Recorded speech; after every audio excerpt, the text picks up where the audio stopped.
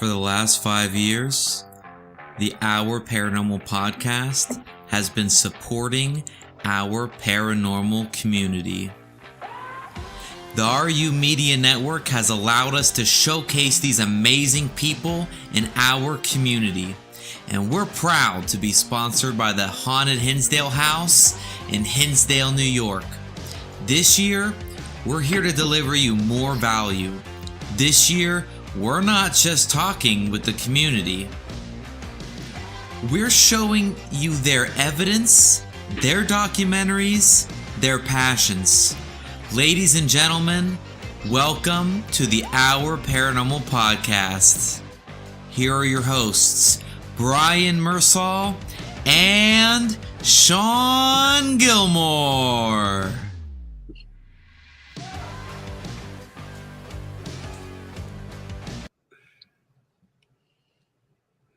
Dude, I love that you added the lightsaber stuff. The lightsaber stuff in there. That's lightsaber fights are great. Heck yeah. I'm going to... Oh, you fixed the layout. All right, cool. Dude, so guys, sorry, it's been so long.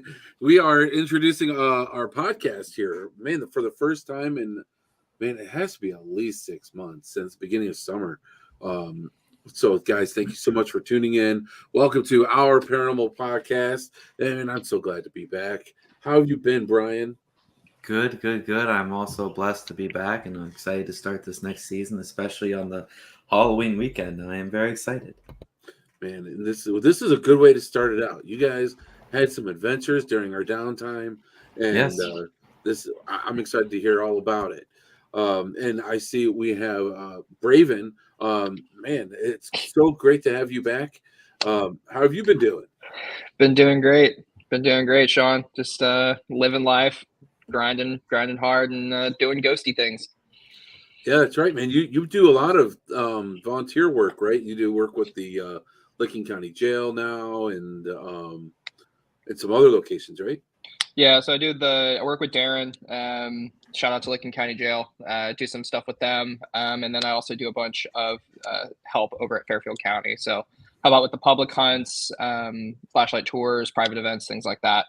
So I kind of split my time as evenly as I can, and then ghost hunt on in that extra spare time. That's wild. That's absolutely wild. It's fun stuff. Yeah. I know we're going to get into like the Your Paranormal stuff, but how did you go from like just watching the shows to now you're essentially running these big locations, helping out or doing tours or whatever, but just, it seems like such a crazy jump. So, well, I mean, part of it I have you to thank, because you were like, hey, do you want to come ghost hunt with me at the nunnery? And I'm like, absolutely. And then I was like, I want to do more. So I started looking into all the locations, and we did that first investigation at Fairfield in March of last year, I think. Yeah. And I was like, this building is so awesome, and it's relatively close to me. So I emailed Addie and was like, hey, if you guys are looking for volunteers, let me know. And they put me through a little bit of a trial run, and then I'm actually one of the more senior people there now. Myself and Patience were the kind of the senior volunteers, and Jeff Fent, who I know that you guys both know very well, have a good relationship with him. He reached out to me and said, hey, my friend Darren is looking for some overnight volunteers at Licking County. Would you be interested? And I'm like, absolutely. So it's a little bit different over there. I have to stay there the whole time. As long as the team's there, I have to be there, but it's fun. I can investigate with the teams if I want, or provide a little bit of information. But it's a lot of fun. Definitely a jump, but it's fun stuff. It's awesome. 2 awesome locations to be involved with too, man. Both. I've had crazy experiences at both. Licking County Jail has always been one of my favorites locations. It's so crazy because Fairfield, something different happens every time I'm there. Sometimes I walk in and I'm like, I'm gonna I usually walk through the building and stuff like that, and just make sure that there's no critters or no one somehow got into the building. And sometimes I'm like, yeah, I could walk through this building, no problem, no flashlight. And then other times I walk in and I'm like, no, I'm gonna sit right here at the front office and just wait for the team, and then I'll just do my walkthrough when I'm giving them the tour. So sometimes I'm like, cool, the spirits are happy, and then sometimes they're like, yeah, don't walk by yourself because we're gonna trip you. That's nuts. It's cool though how you learn to use that intuition. And I mean, do you remember having that intuition before you got into the paranormal? No, not really. I mean, because I was never really in those situations where Yeah. I was like, not like I never feel like I'm in danger, but I've never been in situations where it's like, okay, I'm feeling uncomfortable or I feel like I'm being watched. I've never really been in those situations, and now I put myself in those situations for fun. Right. Right. So that's kind of what I was getting at though. Like we learned. It's really cool how we learn to acknowledge it. I think that Oh, for all sure. it is that we weren't training ourselves to acknowledge it. We kind of like block it out. And so as we do more and more investigations, we learn to acknowledge it more. And it's just a really cool process. And it's always neat to watch someone go through it. It's kind of like a light switch. Once you've kind of turned it on, it's just on. Like you kind of have that ability to say, hey, something's feeling weird here. I'm gonna avoid this space. Like there's a space at Fairfield on the 3rd floor. It's the men's locker room. I refuse to go over there. I don't know what it is. Even when I give tours, I stand at the top of the little ramp and I just kind of point down there and I'm like, I don't go into that locker room. Y'all can go down there if you want, but I stay away from it. I don't know why. I walked within like 5 feet of the door a couple weeks ago and I felt like I got kicked in the stomach. And I mean, Bryan, you and I have done how many investigations together and I don't react that way. And it was wild. I was like, I need to leave. And I stayed away from that entire space. I've maybe been in there twice. I think one of the first times was when we did that first investigation and I did my first tour. But just like you said, it's really interesting how like we can train our bodies and kind of train our minds to kind of be aware of those types of situations, and our bodies are like, yeah, that's cool. Like go ahead, be active. And then the other times it's like, yeah, let's go the opposite direction and stay away. Yeah. Right. Definitely. And I always say once you walk through that threshold, once you open that door, you're not closing it. So you gotta make sure it's the door you really want to walk through. Make sure it's the path you want to be on, because once you get there, there's no turning back. Yeah. Once you peek behind that veil, it's like once you see it, you can't unsee it, essentially. Right. Guys, I'm gonna put my sunglasses down because that glare is annoying me. I don't know if it's probably only me, right? I'm just being really self-conscious, probably because they're new to me. I've never worn glasses before. So like I mean, there's a mirror with a light behind me, so we can't be. Don't be too embarrassed. I don't see a glare. Your glasses are good. For me, I have 2 monitors in front of me too. I mean, you can see like the light that's shining on my face right now. That's from my monitors. So that's a lot of light to glare back. But I want to be able to have my screen on because I can't see if anyone sends any messages. I can't share the feed. There's things I can't do. I need to be able to do. So my favorite part about the show tonight is, we're talking to someone who, was just watching the shows, started getting involved in investigations, started doing tours, leading other groups, helping other groups, conduct these investigations. And, like a little bit ago, just had this wonderful idea, like, hey, why don't we just, drive across the country, hit up an investigation or 2. It turned into 3. It turned into 4. Turned into 5. It's nuts. Turned into 5. There's so many things. I'm so excited and blessed to be able to bring to the community, to like our paranormal community, all the ins and outs of how you started the process, all the way to how do you deal with the ups and downs, because there were lots of ups and there were also lots of downs on this trip. And yeah, it was a process, 100%. Well, a trip like that, I mean, that's a big deal. That's a lot of traveling. That's a lot of planning. That's a lot. And you don't really realize how much planning that is unless you've planned a full family vacation. If you've planned a family vacation to Disney World, you probably have an idea how much planning something like this is, because this is a big deal what you guys did. So first of all, what locations did you guys go to? How was the cheesecake? Okay, then. So we did the Washoe Club. So Terrible. a lot of it was focused in Virginia City in Nevada. So we did the Washoe Club. We did the Mackay Mansion, and then we did kind of like what would you say, Bryan? Kind of like a mini impromptu type of session, probably at the Mackay Bank, which is across the street from the Washoe. Yeah. And then we did another place called the Greenman Theater, which I can get in on how that came about a little bit later. We did that. We did kind of like a daytime investigation, which that one was very interesting. It's in the same town as the Sallie house. So we basically wrapped up that big trip at the Sallie house. So we drove all the way out and then hit our investigations on the way back, and then ended it with a bang at the Sallie house. And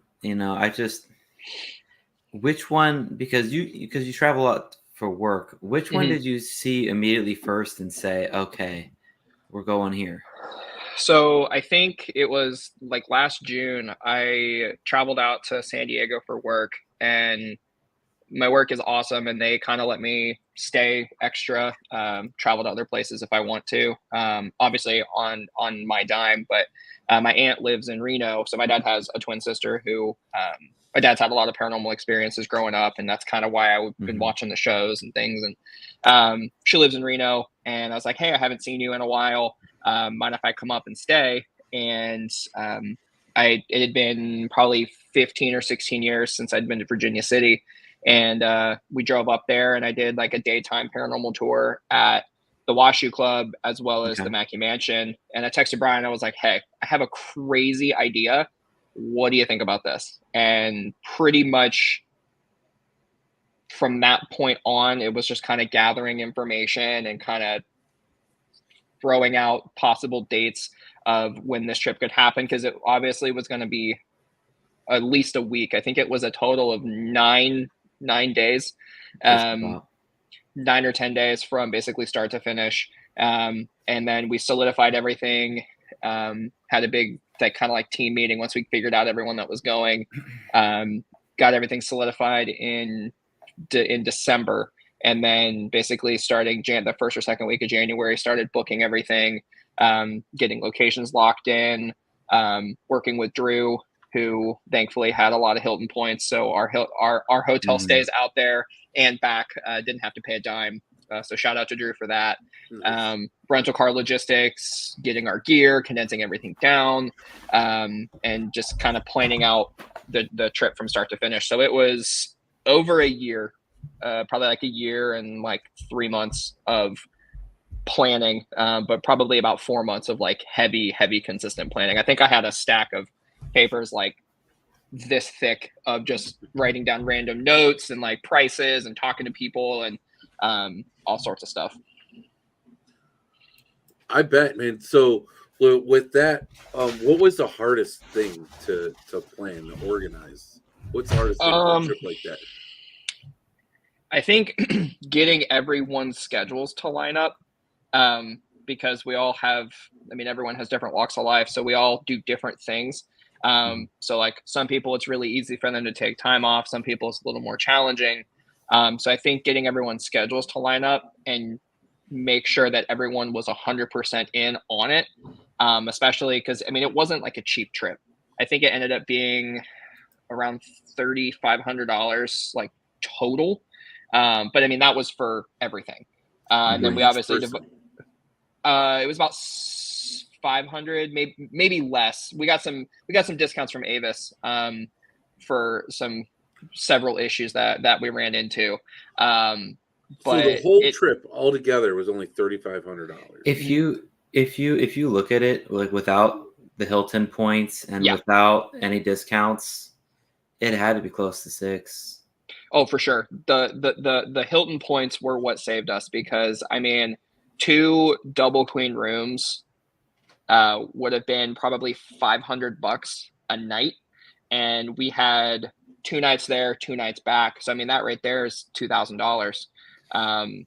The nice thing is like the locations, with the exception of the Sallie house, and it's nothing against the Sallie house, the locations in Nevada were so cheap. The Washoe Club is $400, and you get it from.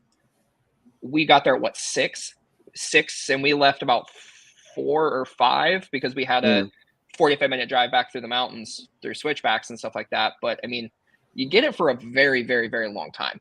The Mackay Mansion was $400. The Greenman Theater was free, and the Sallie house ended up being $625, I think, because that one's owned by the city. So they charge you about 100-ish, 125 a person. So that one was a little more expensive. But just like Bryan said, I mean, if Drew didn't come in clutch with the Hilton points and everything, it probably would have been too expensive to make it worth it.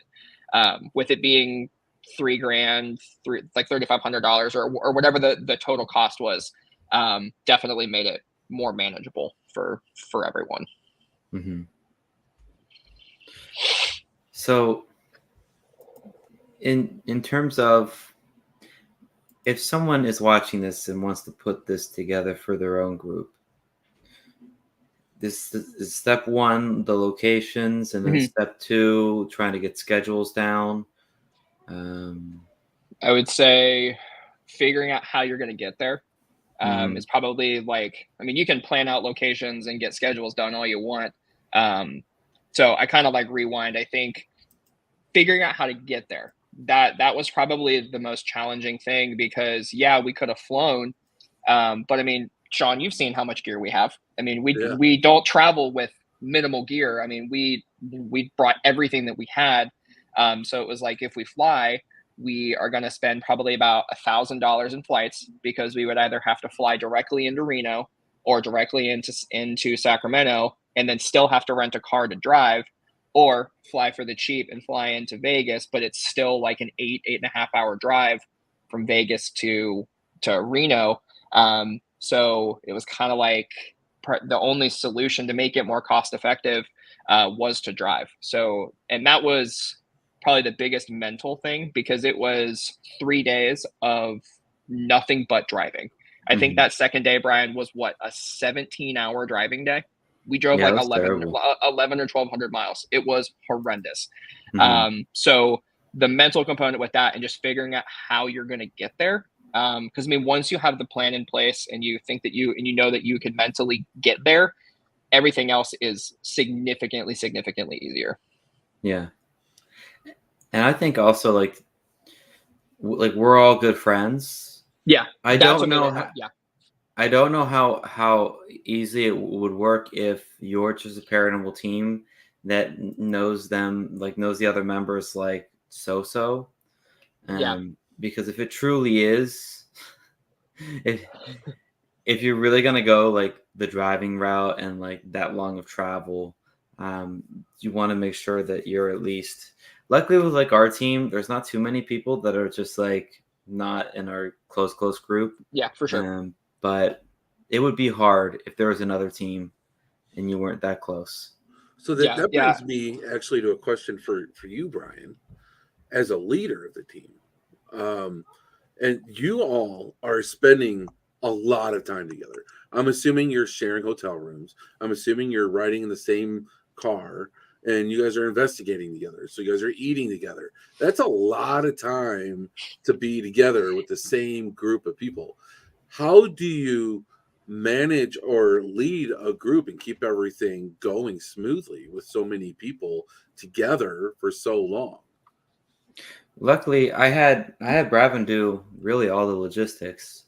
My goal was to make sure that the investigations were conducted. Like a hard part for me is like once you do 4 of them or 5, you start to get loopy. This, that. Yeah.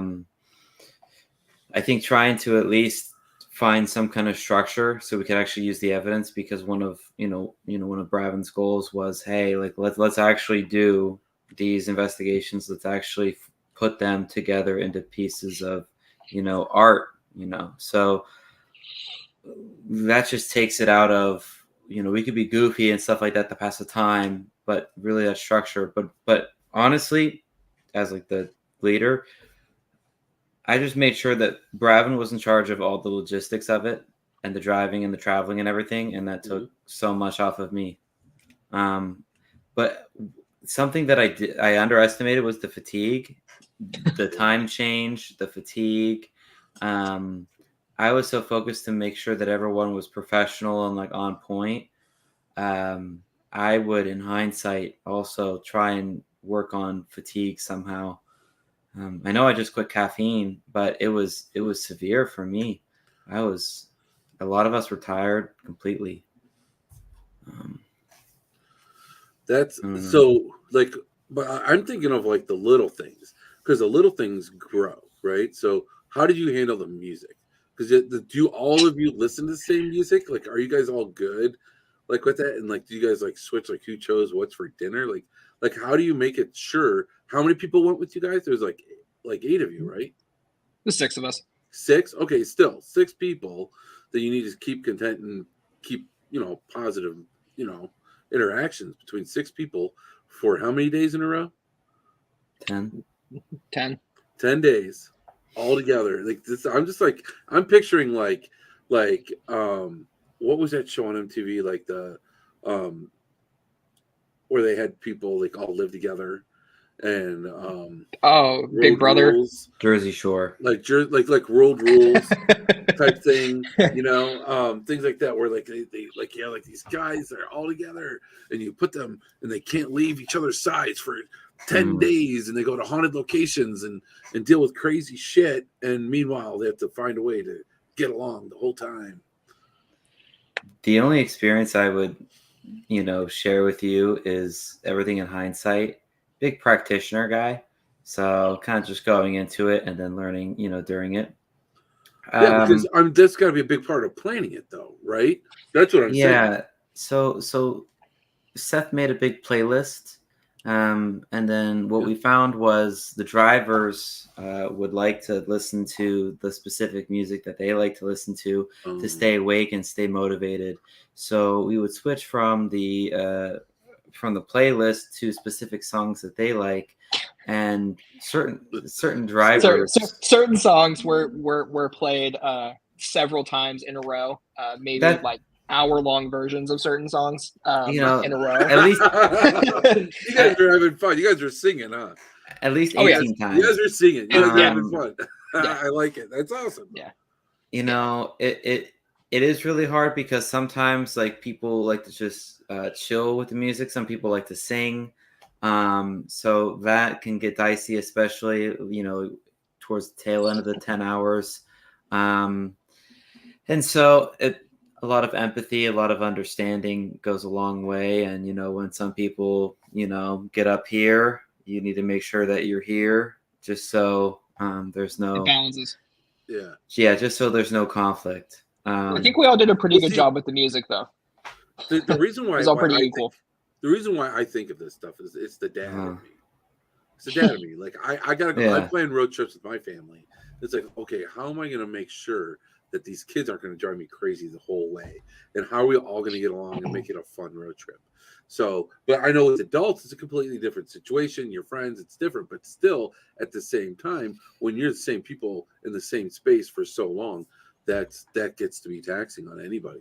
So I thought the music was a challenging part. Yeah. Like I really like road trips. And a lot of it is singing. And for example, like maybe one other individual of the team didn't like it that much. And like, that's kind of like a conflict. Right. It's the same thing with like trying to get everyone on the same page. Like I had just started the carnivore diet. Excuse me. So like, it was really hard for me to find only meat. But what was nice about Bravin was like him doing all the logistics. He also found like the best spots to eat. So I'm a very go with the flow kind of guy until it comes to investigations. So I know my place. And he was able to just navigate everything. But like I said, like the only hiccup for the driving was Probably the music. Other than that, everything went smooth in terms For of the most driving. Right. So what song were you singing? And I want to hear it. No, No, no, Yeah. no. Oh, That song can't be God. played on a public platform. Oh, you know, it's on bad. at It's YP11, you might be hearing it. Probably from everyone, honestly. Yeah. The zombie soundtrack was played several times. That's what I was expecting him to sing. You I see, was like, oh, is that the zombie soundtrack for sure was like a staple, and I'm saying me and Drew can literally jam to that. My number one priority in road trips is making sure that the driver is sane and motivated and engaged. It just turns out that if you're going to plan this, make sure that everyone is engaged and motivated. Yes, cheers, Bryan. Yes, you see this cup? I think really like the only time where the music became like a huge issue, I think was towards the end of the driving segments. Because then everyone was like, we've been in this car for how long? People make jokes about like Nebraska being flat. They were not exaggerating. You can put a level on the ground and see for 600 miles. It is ridiculously flat. So seeing the same scenery over and over and over again and hitting that, covering all of Nebraska, all of Wyoming, and half of Utah in one day. Never again. That's a lot. At least not with splitting it up. But I mean, that was one of the, like Bryan talked about, the logistics. I mean, the route that we took, there are four big cities that you pass through in Wyoming. So what kind of van like two was cities?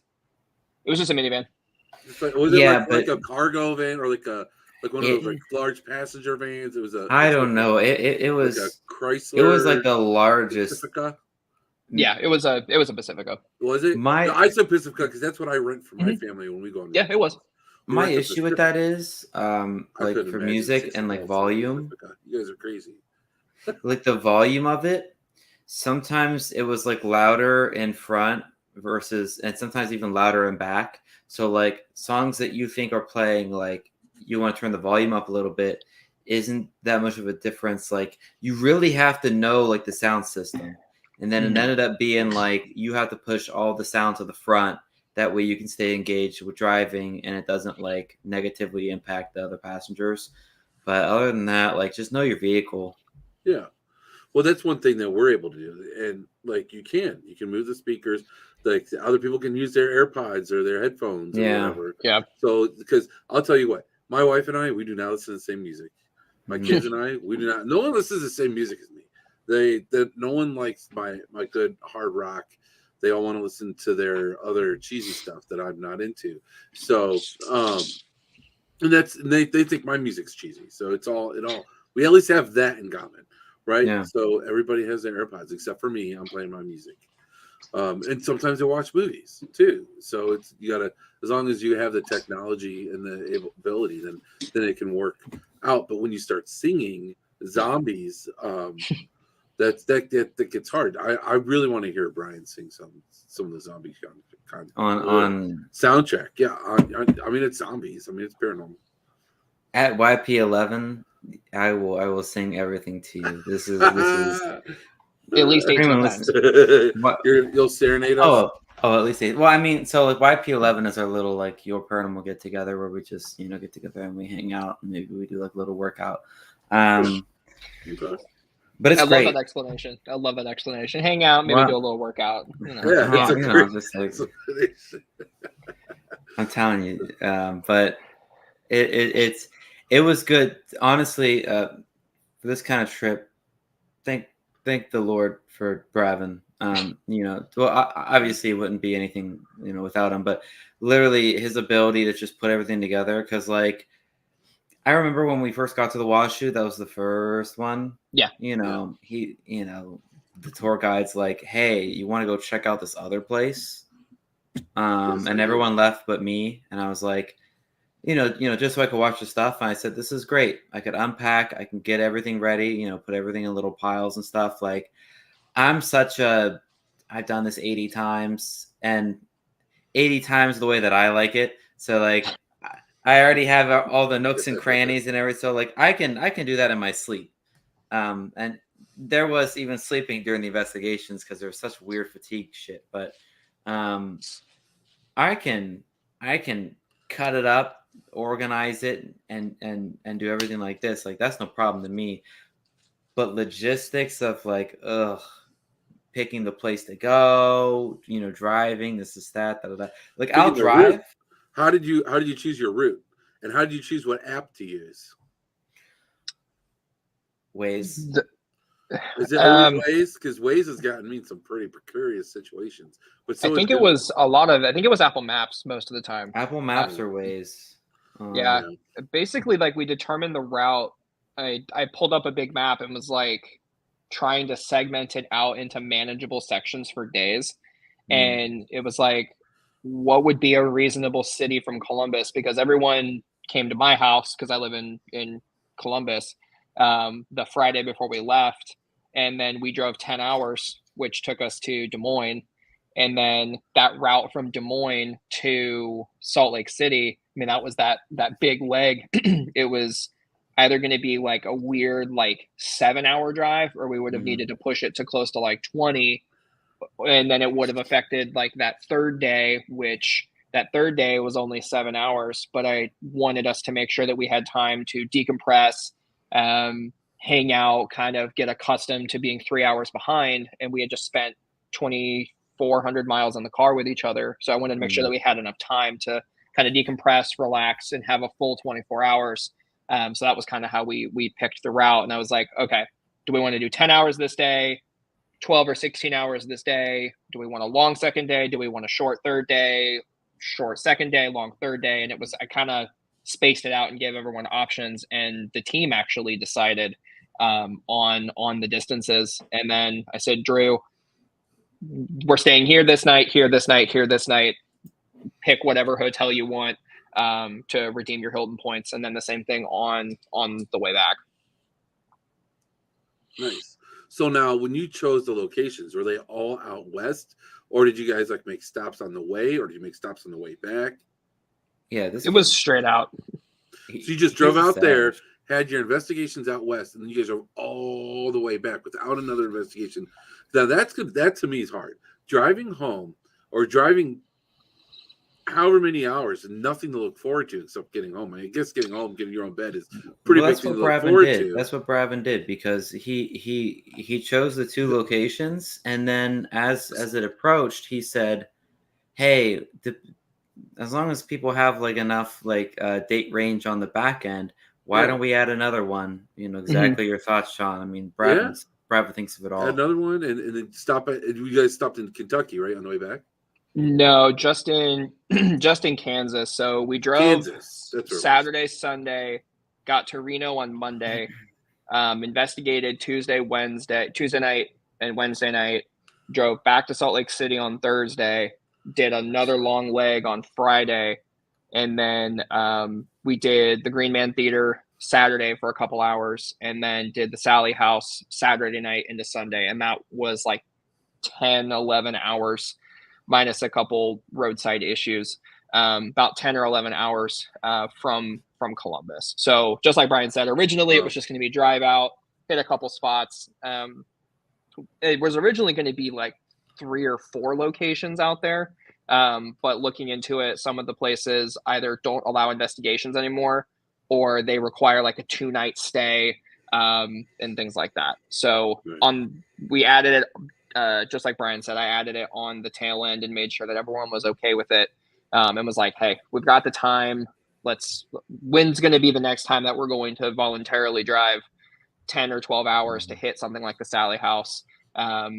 Let's hit it on the way back. It only added, I think in the grand scheme of things, on the way back, it only added like 2 hours of driving minus mechanical vehicle issues. But you see, Bryan does this wonderful thing where he goes, Bryan, you think we should do? I think this is a great idea, and I say, okay. And that's literally how, like, you know, Okay. we're having it. You guys need to invite me on the next one. We'll keep it interesting. We're gonna stay East Coast to the next one. Whatever we could do to here's my thing about whatever the hell just happened in August. I just wanted to invite myself. That was like that's how I felt like I squeezed it in there. You know, I just wanted to For sure. not make it awkward. You know, you're number 3 now. Number 3 in command.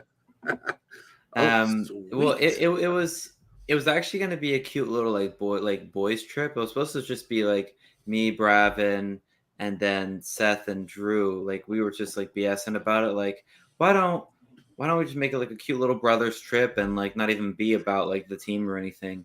And then slowly but surely, you know, Connie got in the mix, Emily got in the mix, and then it also like stretched out the thing. But yes, it's a little cheaper too, which was nice. Yeah, that's what's good about trips like that. The more people you have going, the cheaper it is. I mean, we do that for investigations too, right? You go to places like OSR and, you know, those real pricey places. You get as many people as you can, make it as cheap as possible. You know, my biggest thing on this trip was the fatigue. If you look at like a paranormal hangover, it's almost similar to driving 4 effing straight days and you being toast. Imagine the drive and then the investigation hangover, the paranormal hangover, and then the day after you get to do another one. And so that's like compounding, and then right after you're driving and it's compounding, and then you hit 2 more in the same day, and then you're driving more, and the only free times that we had mechanical issues, so we didn't get to do it. We didn't get to do it. It was so much stress, emotions, and hangover. Like not alcohol, no one drank, but like paranormal and car hangover. Yeah. It was exhausting. It was a combination of a lot of things. I mean, I think because basically from that second night, when we first did our investigations, our entire sleep schedule got completely reversed, and we're also 3 hours behind. So we get back to where we were staying at 6 a.m. and you go to sleep because you're exhausted because you just did a huge overnight, lots of crazy activity, especially at the Washoe, and you wake up like 4 hours later because you're like, I need to get up, and it's like, oh my goodness, it's 10 a.m. Why am I awake? I just did a huge investigation. And then it's like, okay, well, we need to go get lunch. We need to eat. We need to pull footage and photos and audio off. Yeah. Because we had 5 investigations that we had to do, and then we had to eat. And Reno is a beautiful city. You're smack dab in the Sierra Nevadas. So it was like we wanted to go out and do things. So time change, driving fatigue, paranormal fatigue. It was rough. You know how I deal with the time change? Because I have a lot of family out west. I'm in California and Arizona. What I do is the first night I stay up really late. And like out west time. So like no matter what, it's up really late. I'll stay up until I literally cannot keep myself up anymore. And then you wake up the next morning. Don't set an alarm for that first day. Sleep as long as you need to. Then when you wake up, you're refreshed. And then you just go along with the time zone that you're in. And that has always kind of like worked well for me. Coming home is a whole nother story because you have to like go to work and stuff. But when you're going on a trip, for me, if you do that first day like that, don't plan anything that first day. Make it so you get enough rest in that morning. And then usually for me, it works. But the key is you have to stay up late. If you don't stay up late and you still try and sleep in late, it doesn't work as well. I've tried it. I'm telling you guys, when you go out west, try it. It'll work. If you implement that on a paranormal trip, like actually leaving time, that might be good.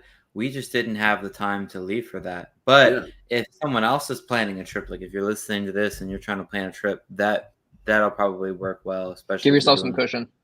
Yeah. And I think like to kind of attest to the time change, I didn't plan it like this. It just kind of worked out as a coincidence. Each day that we drove out was only a 1 hour time difference. So from Columbus to Des Moines is an hour.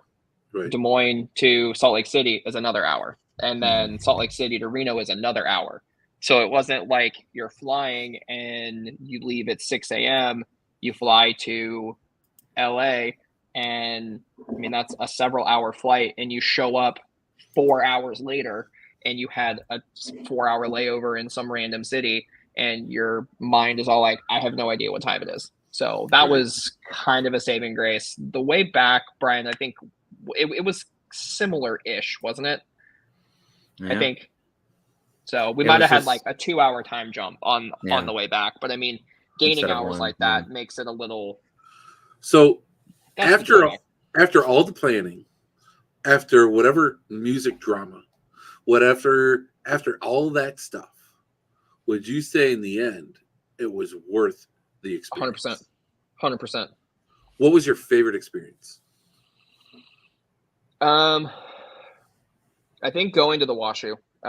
We spent several hours on the way home talking, like after we hit the Sallie house, because we had 10, 11 hours of driving, and we were talking through all of our experiences and like which ones we thought were the best. The Washoe has always been a bucket list location for me. I mean, I grew up watching Ghost Adventures, and it's got so much history, and I've been there 2 times before, not on investigations, but hitting a location that was that legendary. And what we got there, I mean, it made it worth it for me 100%. Nice. What do you say, Bryan? It was so hard. It was so hard. Obviously, it was worth it. But when I got done with it, I said, "Oh my gosh, it was so draining, so terrible." I am really glad that it happened, though. But let me think. Like the best experience, I think, would be the Washoe was great. There's a huge loud bang. There's some weird stuff. But at the Sallie house, there was this weird experience where, Seth was on the direct link with the headphones in, and I heard some girl just randomly talking for like 5 or 10 seconds. And at that point I was a little like fatigued. So I was like, everyone needs to stop talking right now. Like a disembodied voice you heard. Clear as day. It was nice. This is the stuff that I don't, because like I said, I've done like 80, doing this 10 years. This is like the weirdest, one of the weirdest audio things. So like that for me, plus like the weird direct links in the basement and stuff. I'd say Sallie is right up there with Washoe. Washoe overall was weird. I'd say one of those two things. Yeah. Two absolutely legendary locations, and I think they were each special in their own way. Nice. Oh, Bryan, there was that one other thing. All eyes on you. It says in my new book, The doors kept opening. you should trust your instincts. Go for it. This is crazy, isn't it?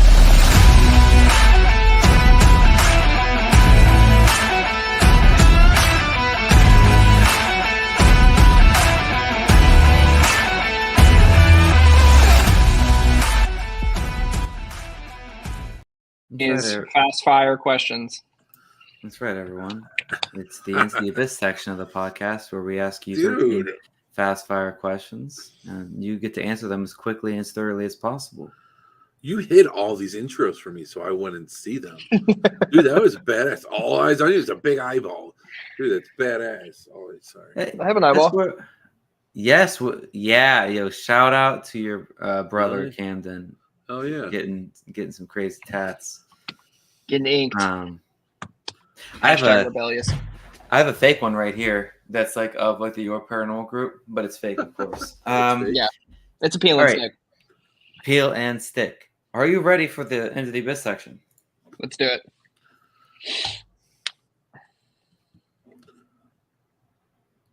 Go ahead, Shawn.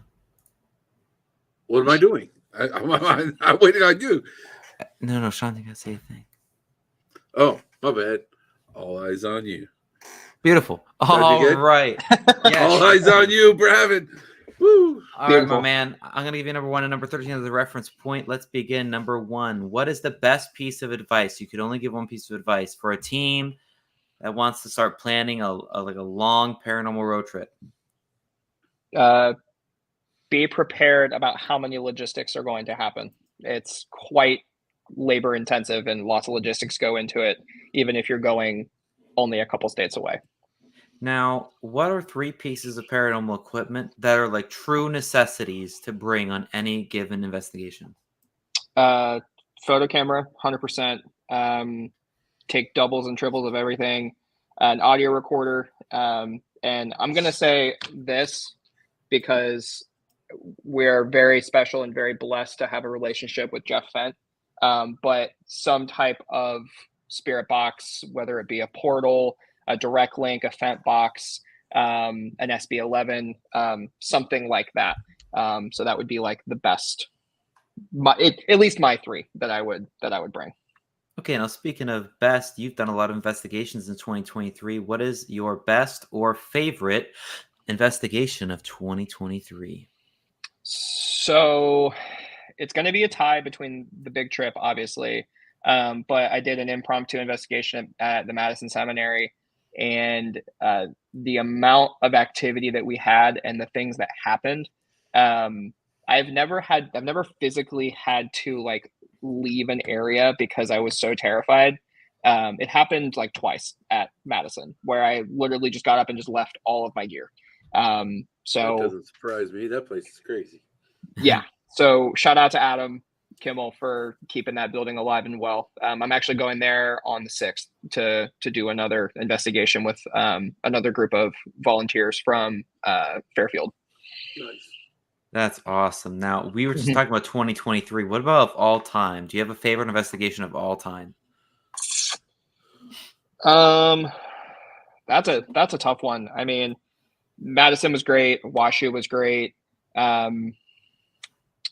We were just talking about the Anderson Hotel. That one, the first time that we went there, that place is absolutely whack. Absolutely whack. Not as active as like the Washoe or Madison or Fairfield or anything like that, but just that place is weird as shit. Like, if I'm just being completely transparent with you guys, that place is absolutely weird. I got you, my man. Now, listen, it seems like you're a part of a team called Your Paranormal. If it wasn't called Your Paranormal, what should it be called? If you had to rename it. That's a tough one. Something with your name in it, I think. Bryan's beastly investigation boys and sometimes girls. I guess, I don't know. Boys. Oh my gosh. And if you Something had like to that. change the logo instead of the 2 ghosts, what would it be? I mean, so this would be kind of cool is if it was like the ghost, but it was kind of separated. But it's like, because I mean, there's obviously like, there's been 40 different people or 40 different people that have investigated with YP, but there's always that core like five or six of us. So having maybe like 6 figures in there, like kind of like in between the ghosts, I think that might be kind of cool. But I that's like just me. that a lot. What's your favorite 6 shadows? Call Mike, for the shadow figure stuff. No. That is a cool logo idea, but something just as cool is Shawn Gilmore. What is your favorite quality of Shawn Gilmore? Oh God. His ability, his not his ability, I don't know why I said that. His liking of rock music, because I also like rock music. I like the screamy, headbangy, get in a mosh pit, and punch people music, but I do dabble in the harder rock music as well. And he's just so cute. It's so cute. Speaking of cute, what are your top 2 favorite cute pieces of paranormal equipment to use? Like, not like the necessities, but what's your 2 favorite ones to use? I really like cat toys. They're really, really good trigger objects. And I do like REM pods. However, the REM pods that we have are incredibly hard to set off. So that's what makes them even crazier when they actually go off, like at the Hinsdale house when we went there the second time. So those are your 2 favorite pieces to use? I'm trying to think, because like pieces could be, you can interpret it. You can interpret it differently. You could be like, well, my favorite piece of paranormal equipment to use would be isolating someone and using that technique to garner spirits, I guess. Well, I'm talking about equipment right now. I might get to techniques later. You might. I do like my laser grid that I have. I haven't gotten anything with it, but that's pretty cool. But I think cat toys and REM pods. I'm gonna stick with that answer.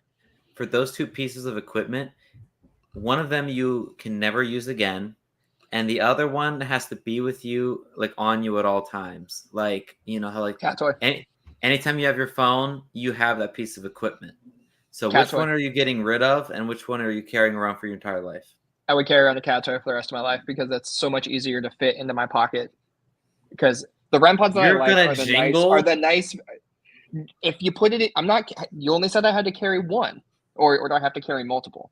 Well, no. Like if you have like a cat toy in your pocket, like I feel like you're gonna be jingling the rest of your life. I mean, I jingle with my keys. Okay, that's fair. Okay, so never gonna use REM pods again. Yeah, I mean, as much as that would suck, I mean, I think we've had REM pods go off, but I feel like cat toys, at least in my experience, they tend to be more active. I mean, we got a cat toy getting knocked off of a countertop at the Anderson Hotel, and we caught that on camera, and it is still probably one of the craziest, at least that I've obtained or that we've obtained of pieces of paranormal evidence. Well, you are for sure taking one for the team. Speaking of like have tos, you got to go on an investigation once a month for the rest of your life. The catch is it's the same location. Like you can go to other locations, but you have to at least do this one location each month for the rest of your life. What location is it going to be? Regardless of distance, you're like teleporting in. Yeah, because like obviously, like you'd be like FCI or something close to you. Yeah, I would say maybe Madison or the Washoe. I mean, one of those two. I mean, those are my 2 favorite locations that I've done in the over 20 locations that I've been to. Either one of those locations every month would be outstanding because I think you could just get evidence after evidence after evidence after evidence and really paint just like a beautiful picture of the entire history of both of those locations if you had to go once a month for the rest of your life. Now, you're actually painting a different picture, and it's a new piece of paranormal equipment that you're going to be inventing.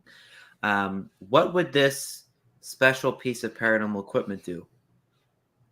Oh, goodness. That's a great question. Can we pause and come back to this question later? Okay, but the next question is, what would it be called? Wow.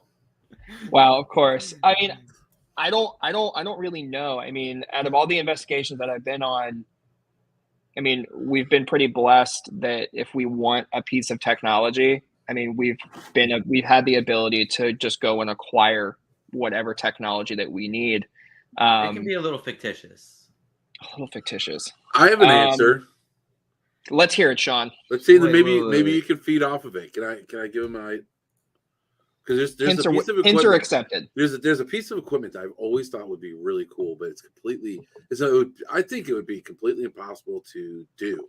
It would be really cool, but I've kept it to myself because I'm afraid someone might take my idea. But I'm just gonna say fuck it and say it. I want a piece of equipment that makes it so that I can see and feel just as cats do. Because cats, they can see. I've witnessed cats react to spirit multiple times. So I want to see what the cat sees. I want to see in their vision. I want to feel what they're feeling. So it would have to be something that it not only figures out the colors, which isn't hard to do, right? But now, how do you get that mental aspect so that you perceive it the same way as a cat? So I want to be able to look around and perceive things as a cat, but, of course, be me at the same time. So I actually have my idea, and it's completely not related to what you just said. But thank you for sparking, getting my wheels turning. Yeah, no, that's sometimes you hear another idea. So I was watching a ghost episode or a ghost show, and they have like this sensor that I think it uses static that wherever a spirit is it kind of like lights up in different colors. But I think I would call it phantom phase. And it would be like a spirit could approach it, and it would kind of like have a holographic image of something that the spirit could like try to project to explain like a point that they're trying to get across. So if they're like, the woods are dangerous, it would be like a holographic image of like some trees or something like that. So it would be more of it would be kind of like a spirit box, but it gives you pictures, or like it could give you like a picture of a face. So I would call it phantom phase. I don't know why, but that's what I think, Brian. So instead of like pulling random words, or quote unquote random words, it would pull like pictures, images. Yeah. So there's something called images. I like it. Yeah, there's something called Ghost Tube Seer, which when we investigate with Your Paranormal, we don't use like phone technology. GhostTube kind of does the same thing with their AI generative images, but I'm talking like it would give you a 3D image through a screen that's kind of like like in Star Wars where they're displaying something on like a holographic table. It would look like that. I like it. Yeah, I also like it. I like it. Now, hey, this is number 13. Beautiful. You've been a part of the paranormal community now for years. It was so exciting to see you do your first investigation at the nunnery. We even played Phasmophobia for the first time, and it didn't even film. What a fun time. It was. I still remember you having the picture with the belt and everything, and just to see you grow and mature and do just such amazing things in the field is I'm crazy proud and everything. And the fact that you're not just, I always say, like, who cares about Your Paranormal? Like, you could be a part of this group and be a part of everything else and do anything else. This is just like, as long as you're cool, come along, when you're available. If not, no big deal. Go be parts of other groups and this, that. You have done so much outside of Your Paranormal. Like your impact has transcended just one team. You do all these tours. You are actively helping new people. You're doing so much. What's one message, now that you're part of the paranormal community, and might I say a large part of the paranormal community and the future of the paranormal community, what's your one message to everyone out there? Don't get discouraged if you go to a big name location or something like that and you don't get any evidence or any type of like if things don't happen. And also don't fall for the everything is a demon trap. I think I've spoken to some people that are pretty well known in the industry as well. And I think part of it's kind of clickbait, which I think that might anger some people. But not everything is a demon. If you take a little bit of time and you do some research, if you think about what demons are, like whatever religion you're part of, why would something so powerful tie to one location permanently? I think that lots of things like to disguise themselves as things like demons, and it's just a really unhappy, angry spirit. I've run across that several times at Fairfield County where people come up and say, I've heard there's demons here. And I'm like, that's not entirely true. So I think it's kind of like two. keep an open mind, especially if something doesn't happen while you are doing an investigation. And then also don't fall into the everything's a demon trap, because that'll just lead you down a road that I don't think you really want to be a part of. That's just my honest opinion. I mean, yeah. Well said.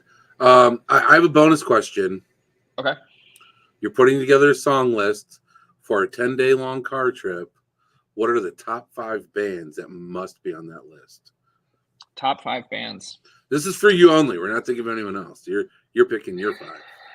Oh gosh. It's gonna be tough. My music changes so often. Let me look and see what my most recently played songs are. All right. Definitely Varsity.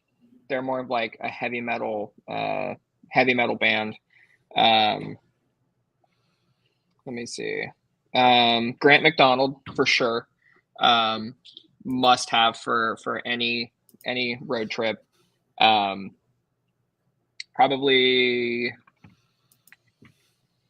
Electric Callboy. They used to be Eskimo Callboy, but apparently that's racist, so they're Electric Callboy now. German party metal. The Browning, and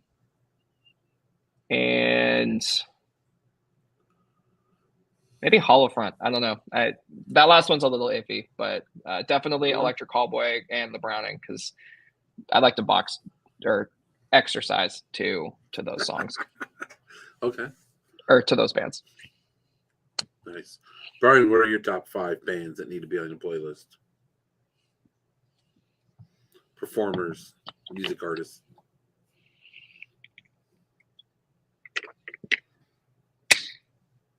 Bryan. I think you're muted, Bryan. He's Oh frozen. my gosh. What happened, no. Bryan? You okay? No, I need to know 5 artists. I heard you. I just had my mic muted. Oh. Disney for sure. So any Disney movie, any Disney show. Yeah, that's just one artist? Because you could have lumped that into like 5 right there. No. Okay. Disney's good. Okay. Disney soundtrack, 1.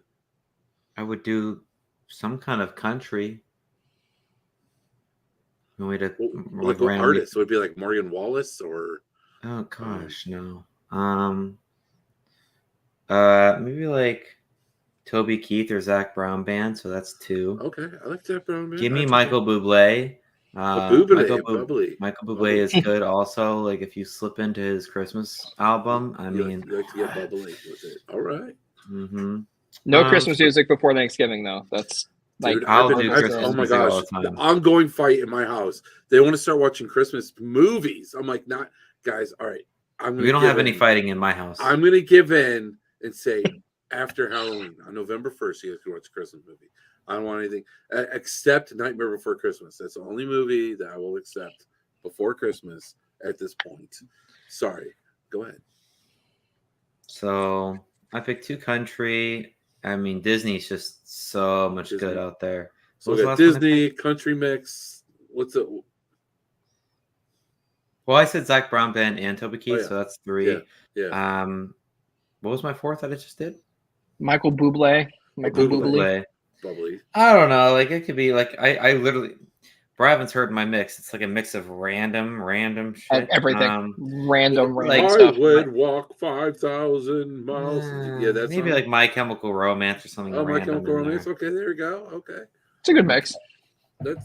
So you guys would have a good mix going. Yeah, for sure. You got a lot of randomness. You got your death metal. You got your. I mean, you need that for those late night drivings. Me, I put on Fear Factory. I'm old, so I like old school metal a lot. I like Nine Inch Nails, Tool. So those 3 would be my top 3 right there for driving. And then you got to get that chill drive though too. You got to cruise, So you got to get that cruising music. What about scary? Scary music while you're driving, or about scary in general? Because now it's time for you both to decide which is scarier. Are you guys excited? I love how you spelled witch. Thank you.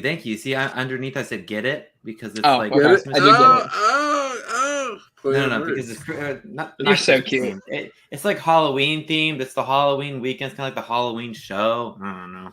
No, But I yes, like it. thank you, Bravo. I really appreciate you Oh, thinking that I'm. Did I do that? I hope Did so. see that? I didn't. I just put this here. If I put my hand there, baby. So yes, I do have a REM pod on. It's a carousel. Yeah. So it's on. I was told that I may have a new spirit in my house, and the psychic told me if I turned on the carousel, which the psychic did not know that I heard a carousel REM pod. She said, "Turn on the carousel. It'll play. Mess with it." So this has been on for a couple of days. It could have been going off while I went to work, while I've been down here. It could have been playing with it the whole time, but that was the first time it went off. I don't know if that was me or not. I hope it wasn't. All right, or maybe I hope it was. That is scary, and now it's time to figure out which is scarier. So both of you get to decide which is scarier. Shawn gets to go first, and then Bravin. I need to know your response, and then I need to it's one sentence. None of that dragging out crap. It's one sentence. Okay. You guys ready? Yes. Dowsing rods or ghost apps? Which one's scarier? and a one sentence response. I respect the dowsing rods more. That's not the question, Shawn Gilmore. It's what is scarier, the dowsing rods or ghost apps on a phone or tablet? Ghost apps on a phone. And your one sentence response of why it's scarier? I don't believe in them. And that's what makes them scary? Yeah, because if I see somebody using one in an investigation, then I know that during that time, I'm not going to take the time seriously. Yeah, that is very scary. If I see that, that's scarier than a ghost. All right, Brad. I mean, I would say probably the ghost app, but probably because I don't know how to use the dowsing rods. I know it's very simple, but I don't know how to use them. I mean, That's I my can see answer. how dowsing rods could be scarier, though, because the spirit's supposedly moving them, but I don't know. Maybe I'm looking at this in the wrong way. Am I, Bryan? No, you can look at it any way you want. Number 2. Haunted dolls or haunted tombstones? Oh, I'm first. Okay, so which one is seriously scarier? I have a few dolls, which I don't think are haunted, but I don't have any tombstones. I'm going to say if a tombstone is haunted and I have a haunted doll, I would say the tombstone is scarier than the doll. Why? Because the tombstone is bigger and it's heavier. It symbolizes death, and it's just a scarier thing. It's scarier than a doll, even though dolls can be creepy. All right, bro. I'm gonna switch it up and not agree with you, Shawn. I love you, but I'm gonna say dolls for sure. We've had plenty of occasions where dolls have been knocked off of object or have been knocked off at objects, specifically at Fairfield. So dolls are meant to be cute and cuddly, and when they're haunted or possessed, it makes them anti-cute. Dolls are creepier. Standing by it. Now we've got orbs or non-class A EVPs. So we have orbs or a low quality EVP. Well, just a non-class A EVP. It could be non-class A. Which one's scarier? Like legit, an EVP is scarier than an orb because an orb is a reflection of light or a bug. Okay, but what if it's a real orb that maybe you see in person? So it's an orb that I see in person. I don't know. Not one that's captured in a photo. So if it's an orb that I see with my bare eyes, it's not from a photo, then that orb is going to be more scary than an EVP because that does not happen as frequently as an EVP. Robin? I'm going to agree with Shawn for the exact same reasons. That I'm going to agree with you. I mean, we caught an EVP at Fairfield on Friday night. That we were doing a little session in the main office, and it came across and said, "You would know," like clear as day. But I mean, if I'm doing a session and see an orb shoot across the room with my own eyes, that isn't obviously a piece of dust or a bug or something like that. I think that's going to be a lot creepier than hearing words through a recording. Oh, that makes sense. Now, what about a REM pod or a motion sensing music box?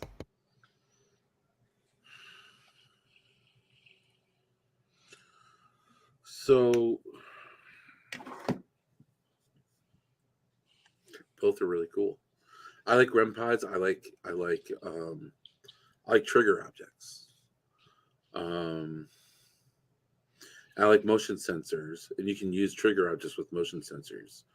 So I'm going to say if I'm using a trigger object that is either a REM pod or motion censored, I'm going to say the motion censored one is scarier than the REM pod because it's going to be more interactive, and it's just going to be a cooler experience. I'm going to say, that's a paranormal music box. I'm going to say that one for the pure, simple reason that when that tone goes off in the middle of the night or while you're doing a session, it is the creepiest sound it's one of the sounds that you never want to hear, but you want to hear it. It's very, very eerie and very creepy. I like it. Now we got SB7. Something coming across the SB7. Or you're hearing footsteps. I like how I'm back in there in the image. I'm going to go with the footsteps. Is always going when you hear something or experience something through your own sensors, whether it's with your eyes or your ears or what have you being touched, that's always going to be scarier than hearing something over a speaker. So I'm going to go with the footsteps, especially if it's me in there.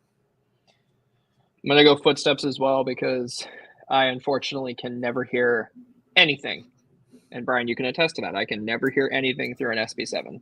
That's why I like my Fent box that doesn't have the static. So footsteps for surezies. Got you. Now, either being the camera operator or the recorder. I'd rather be the recorder. Holding a camera, with my ADHD, it's very distracting, and it makes it harder for me to feel like I'm in tune with the investigation. So I'd rather be the recorder than a camera guy. I would say they're both creepy because for two reasons. If you're the camera operator, you're spending most of your time looking through the LCD screen. So you're able to see things that people can't because everyone else's eyes are adjusted to the dark. So it's kind of like a twofer. You can see creepy things through the screen, but you can't see anything else. But then on the other side, like if you're writing everything down, your eyes are going to be adjusted to the dark. So you are going to be able to see shadows that the camera operator might not be able to see because of them looking at the LCD screen. So I'm going to say they're both creepy in their own way. I prefer being the recorder though. When you look at someone who's like pretty scary, like pretty like menacing and scary, I got two menacing, scary people right here. Which one is the most menacing? The one on the left or the one on the right? What the fuck? Which one's scarier? Shawn, it's the Halloween edition of this podcast. You tell us right now who's scarier. Oh, who's scarier? Me, dude. What? One sentence. Why? I don't know. I don't consider myself being a scary person, but why are we saying who's scarier between me and Dr. Czar? Dr. Z is just such a kind soul and such a good guy. Like, there's nothing like scary about him at all. So you're calling him weak? I'm not calling him weak, because being a nice, good guy is strength. You go through life and you continue to be a good guy all the way through life after So you people think treat you you can like beat him crap. You're a strong dude. So That's you what wanna I'm beat him hearing. up. Huh? So you're trying to. Oh wait, I forgot to mute myself for that laugh. so you're trying to. So you're saying he's weak and you can beat him up. That's what No. you're saying. He ain't like a No, menacing mean man. I've actually seen him Potentially, practice. hypothetically. That dude could throw down. I would not discount him at all. I mean, But Bryan, but you're asking me who's scarier. But you're saying, knowing how tough he is, you're saying you're scarier.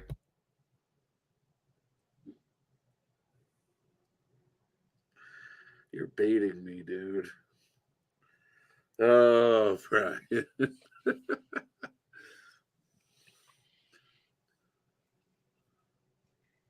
No, I've seen what I've seen Dr. Z sing. I've seen him dance.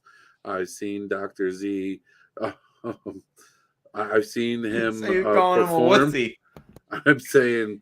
I'm saying he's no one to. He's no Shawn Gilmore. You do not want. You're putting words in my mouth. You do not want to underestimate Dr. Z. That dude is he's put him on beast mode, man. You don't want to discount him. But if you're asking me who's scarier, you're a scarier man. I'm saying I'm scarier looking. Bryan, I don't know if you can pull up the picture that I just sent you, but I think that picture shows enough. I've never seen a man clenched so hard, ready to beat some ghost ass in my entire life. I'm gonna go with Dr. Z, 100%. Just because of that photo that I sent you, he looks ready to fight. Keep talking. I mean, that's the squad of boys plus my younger brother Camden. But I mean, he's got that fist clenched, ready to fight. So I can keep talking in circles if you're taking you a second to pull it up. I have it up if you need it. 100 photos. No. Keep doing it. Keep doing it. Oh shit. I mean, Shawn's pretty scary looking too, but I think it's like the goatee mustache combo and like the hood up. I don't know. Looks creepy demon like. I don't know. Dude, that photo, I don't even know how Bryan got that photo. That photo's from when I first purchased. Okay. Zoom in to Dr. Z's hand. He is ready to fight. How he's got that fist in there. He's holding the camera. Yeah, look at it. He is ready to punch. Wait a second. He's ready to fight. I mean that with all the love, Dr. Z, but you that fist right there, he's clinched right there. He is, man. He's got his fist. He does. He looks like he's about to swing over at Bryan. Yeah.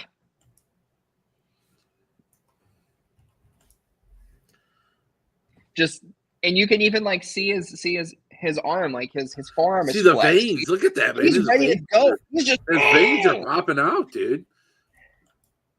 Dr. Z's been hitting the forearm. That's serious. Let's go. And you said you're a scarier man. Look at my face when you said that. Like, really? I also like how Seth has very, very short hair. That was a fun investigation. Billy Creek. He's done. He is. YP11. He's going down. He looks like Matt Rife, kind of. Don't inflate his ego. Oh, my bad. Okay. All right. Hold on. All right. Emerald ash borers. What's scarier? Or all the effed up dolls and ghosts at the Cunningham house? The dolls. What, are you worried about a little buggy?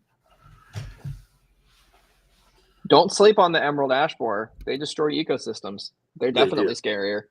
They do destroy ecosystems, but the clown will eat your soul. That's debatable. You think? Yeah. I mean, dolls are creepy, but like, I mean, I don't know. I've never been to the Cunningham if it's residence, possessed, so yeah, I don't know. If it's a clown, like if we're talking like Annabelle type doll, clown doll, if we're talking like something that's gonna come and possess you and like take your soul away, then I'm gonna go with the clown doll.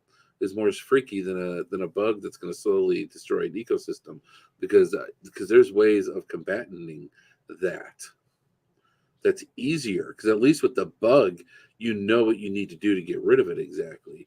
But if you're dealing with a demonic possession or obsession, or if you're dealing with a demonic entity, it's a lot harder to deal with than a bug. So I'd rather deal with a bug than that.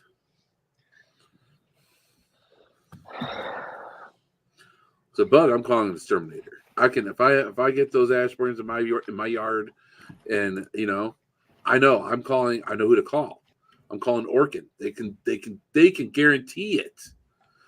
But if I have a demonic possession, first I'm calling a paranormal team. They're going to tell me what they think it is, and then hopefully they give me enough for me to contact the church, and hopefully the church agrees with that. And then the church is going to be like, oh well, this, and that, and it's going to turn to like a whole big freaking really long time before it's taken care of. But it's almost like a long run-on sentence. Exactly. So I'm going with the. Oh, look at that. See, he's working out. I'm not. Wishing everyone a happy Halloween. Okay, wait. Now. He cannot chat anymore, is what he's saying. All right, I got to pull this. Okay. The Washoe Club or the Sallie house? What's scarier? I don't know how to comment. I haven't investigated either one.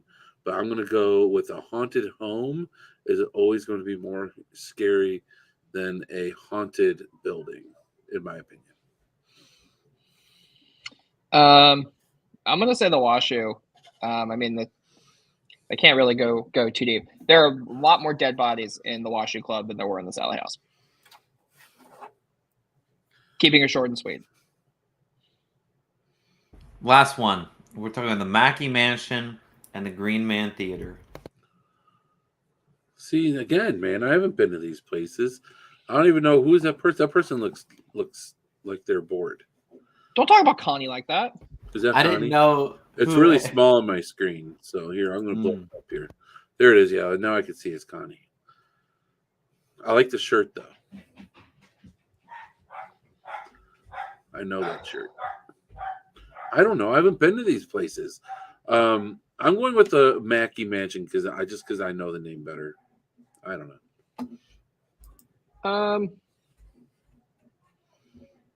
I'm gonna go with the Greenman strictly because we got more evidence than we thought we were going to for doing an investigation at 3:00 in the afternoon. Just for that reason. All right, everyone. That's actually all I have here. All right. Just kidding. No, actually, no, I am. I don't have any more game shows. Yeah, I thought that'd be a cute little thing to do for Halloween. Which one's scarier? I didn't know how long the podcast was going to be, which is why I started these cute little things early. And I don't know what else you guys want to touch on. I'm just more curious onto like you guys just said, like the two locations you guys had the most interaction at. What was the best part of your trips? Like, I want to hear more about the trip. I want to hear more about the activity you guys got. What's the craziest experience you guys had? It doesn't even have to be a documented piece of of evidence. It could just be your favorite experience, whether it was caught on camera or recording or not. I mean, oh, go ahead, Brian. We could take it place by place. Yeah. Yes, Yeah, let's start do at the that. beginning. All right, Washoe Club, and then we'll just go tit for tat. I liked when Drew was on the spirit box, and then things kept touching him and saying his name. Yeah. Nice. Yeah, that was third floor. No, that was the third floor. That was the third floor. Estes method. They were both we did a triple. We did a triple Estes method. Mm-hmm.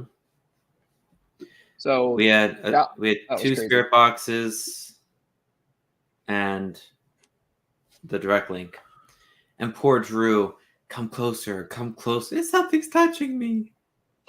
Yeah, he was getting abused over there. That was funny. I mean, I think it was the Washoe was different because I think it was some level of constant activity. It was just stuff happening all the time. I think we were given a warning from the guy that owns the building is called Nick, or he's called Nick. His name is Nick, but he goes by Washoe Nick. And he was like, hey, just to be careful, like sometimes people break into the building, so just kind of be careful. So we took like extra measures when we walked in, because the way that you had to go up is you had to go outside, go up these rickety ass steps, and then go into the building. And we basically locked ourselves in, and we were doing a session in the famous poker room, and we heard probably the loudest bang I've ever heard in my entire life. And it was so loud that our initial thought wasn't even that it was paranormal. We thought that someone broke into the building. Yeah. That's how loud it was. It was one of those things where we were like, I think we locked Drew, Emily, and Connie in a room, and we all grabbed some type of weapon and cleared the building. It wasn't even like, oh my gosh, that was paranormal. It was someone broke into this building, and we caught it on audio. I enhanced it a little bit, and after listening to it, it sounds like a door getting like kind of kicked open and sliding across the floor. So that was insane. Absolutely. And someone insane. Legit was trying to break in. No one broke in. Oh, yep. So that was wild. Taps, footsteps. I mean, lots of walking around. The fent box sessions were crazy. The music boxes were going off like crazy. All sorts of stuff. So the Washoe was jam packed. I mean, we were even getting stuff while we were kind of having a little bit of break in our in between sessions. Like it was with the girls saw the door open, didn't they? Or like something like jiggled, stuff. Something like jiggled that. Excuse me, something like jiggled the handle. Someone's trying to get in. Yeah. That's weird stuff. Mackay Mansion was overall really cool. And we heard some weird footsteps above us, but then we were so tired. I don't know if it was that or what. That's like, the more that I think back to it, I mean, we were wide awake. I mean, we were wired, ready to go. We walked down to the Mackay Bank. I got yelled at by the cops, which that was kind of funny. But we were walking. I mean, this town shuts down at like 7:30 at night, and Nick basically gave me his keys to basically go into the building, and we were locking up, and we were walking out of the building, and the sheriff pulled a U-turn, and I went to like walk up to his car to basically like. Because he stopped. I was basically going to like explain it. He got out and like very sternly and firmly told me to step away from his vehicle. And I was like, all right. So, and he found out once we were ghost hunters, he's like, yeah, I don't want anything to do with that. And was like, be safe and have fun. So, because we had to probably walk like 2 blocks, maybe a couple hundred yards down the road. But the minute that we walked back into the Mackay, everyone was just exhausted. Like, I fell asleep on the second floor asking questions. I was That was really weird. sitting down, and I remember asking a question, and like 15 minutes had gone by, and everyone fell asleep. It was the weirdest thing. So, Sallie House. Oh, sorry, Greenman Theater, and I'll start. The double SS method with like the spirit boxes / direct link with the headphones. It got really weird, and it was saying like potentially an owner's like relative. It's just really bizarre. Like things that we were told to like listen for happened through the spirit box. It was really weird. And then there was one. It was really weird. It was saying everyone's name except Drew, and then the one said Andrew. I'm really sorry. And it was like talking to us. And then we were like, oh, wow. It literally said everyone's name except Emily. And then Emily was on the spirit box session. And then it said, I'm here too. Like through her voice, like through her. But like she didn't even know any of the context. It's so effing weird. I did the evidence review for that. So like, I think that's sick. Yeah. I mean, like we were the first people to investigate. And what was crazy, like how we actually, because that place wasn't originally on our list. What makes it interesting, a little bit of backstory on that is we were driving through Utah, almost into Nevada, and I get a phone call from Kansas, from a Kansas number, and I answer, and it's the lady that manages all of the bookings for the Sallie House, and she's like, hey, she's like, you guys are a team, right? And if you're watching this, I promise that we're working on getting that video put together. We don't do this full time, and we have jobs, so we're trying. I promise we'll get it to you soon. She was like, we have a location that it's an old church. A guy lives there. He converted it into his residence, but he's had some weird like poltergeist style activity. And she was like, would you guys are a team, would you be interested in like coming and investigating this location? And we're like, yeah, sure. So there was very, very limited history on this place. Other than it was a church, it wasn't the Mormons, but it was some German spinoff of it was a German spinoff of the Latter-day Saints. So, but no real history. So we kind of went in maybe being like, we're not really sure because we don't have a whole lot of history on it. But just like Bryan said, I mean, all of our names came through. None of us had ever been to Kansas. Had some flashlight play. Cat toys were going off.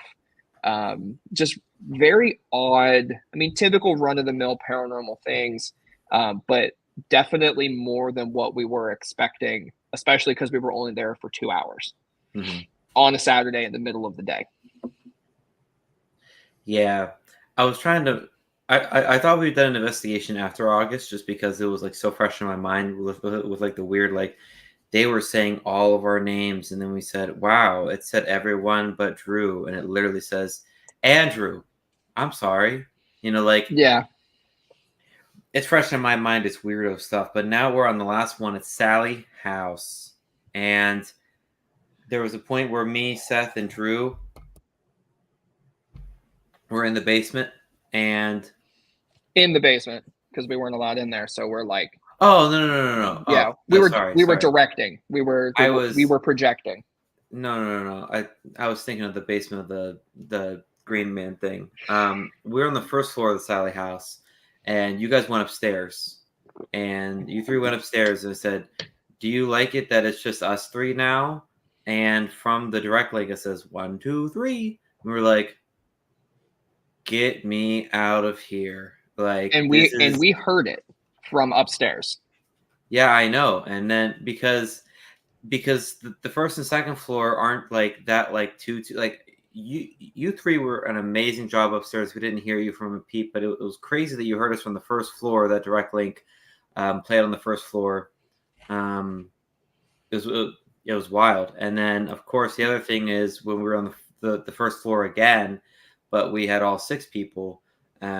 Seth was doing the Estes method on the In the kitchen with the direct link, and it wasn't him. I thought it was like him talking or something, but it was a girl's voice. It was crazy. That was insane because the 5 of us, we all heard it from somewhere different. Now, the thing that kind of sucks is like we don't know if it was someone outside, but it was also like almost midnight. And this is another one of those towns that everything kind of shuts down pretty early. And I mean, it said what, 2 sentences? Like 2 full, went like it was 2 full sentences of a woman's voice, and we all heard it from different responses. I mean, cat toys going off. I mean, the 1, 2, 3, that was crazy. On the first that floor. that was crazy. I mean, and the fact that the 3 of us, me, Emily, and Connie, heard it from the floor above was bonkers. I mean, now I don't know if I told you this, Brian, but when we set up all of our sleeping arrangements, somehow my direct line of sight was looking into the kitchen.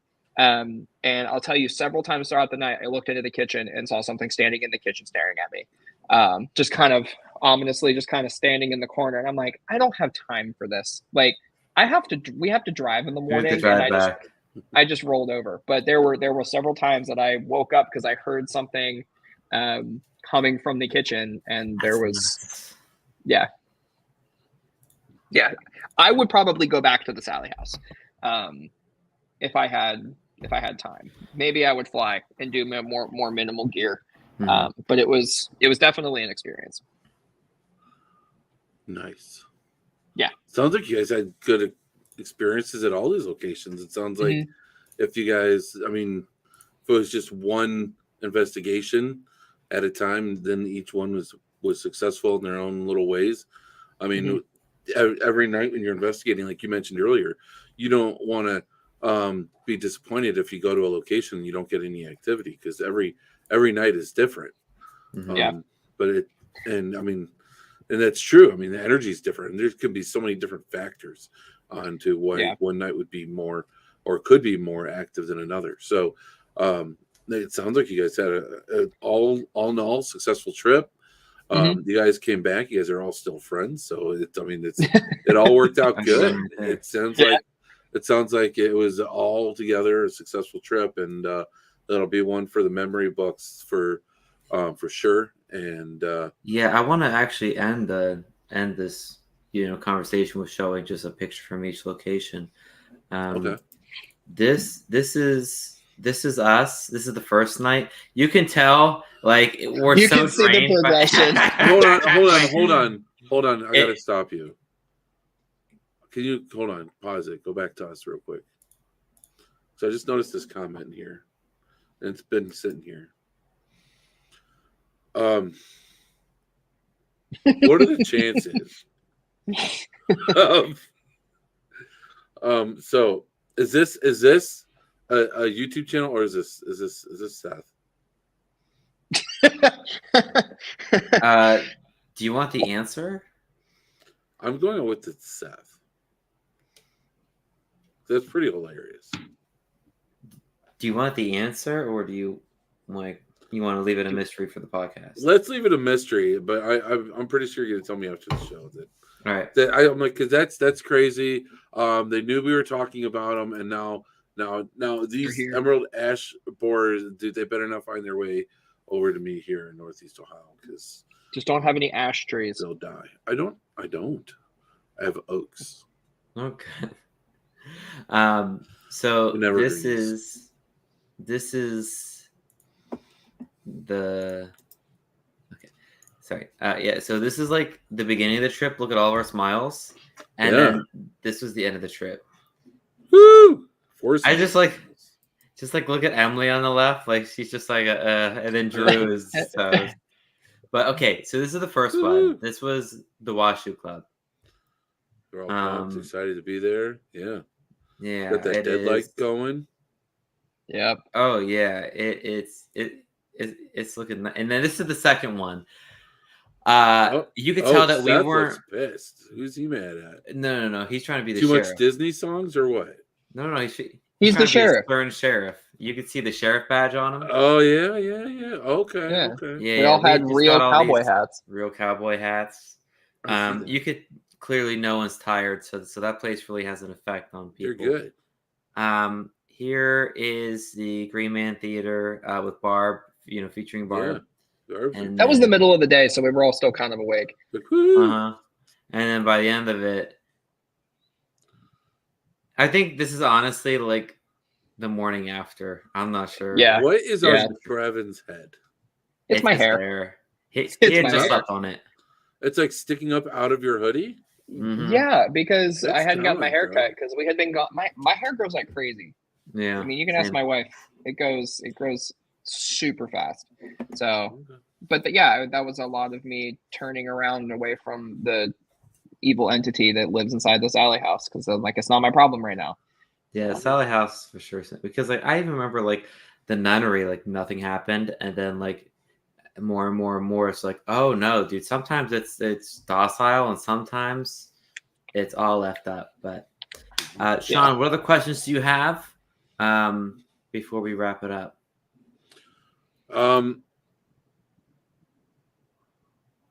So I don't know. Since you guys went on this, like it was like a tour, right? You guys went on an investigation tour, and on this investigation tour, you guys got to use some of the same methods and probably different types of equipment during specifically this tour alone. Which piece of equipment would you guys say you had the best or the most consistent interaction with at each of the locations?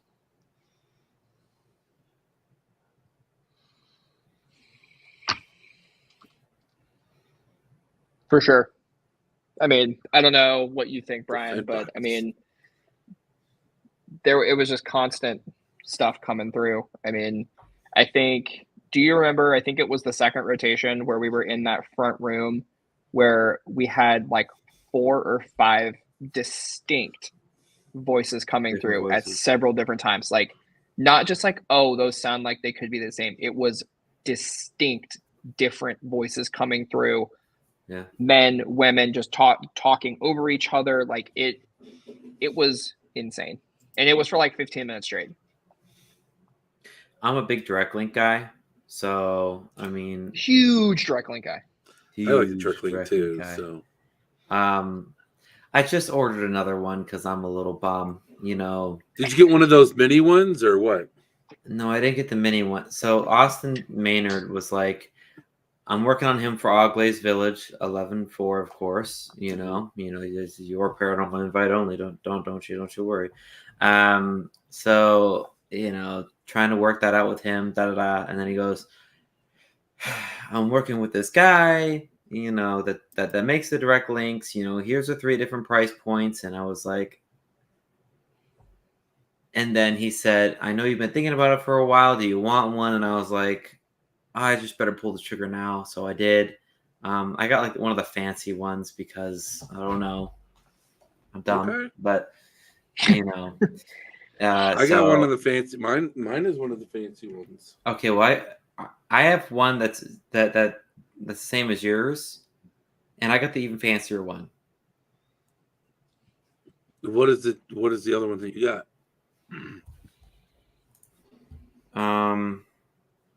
I'll pull it up and then we can. We can talk about it later too, because I'm curious because I thought I got the. I thought the one I got was the top of the line one. Well, now I'm gonna feel stupid. I could be wrong. Okay. Download. No. Why is this dumb? This one. And then this one. Okay. Unless I'm stupid, which could be the case. Shift. Up. Okay. They're uploading. This is the mini one. Yeah. Uh-huh. That's one that they just started selling those. Okay.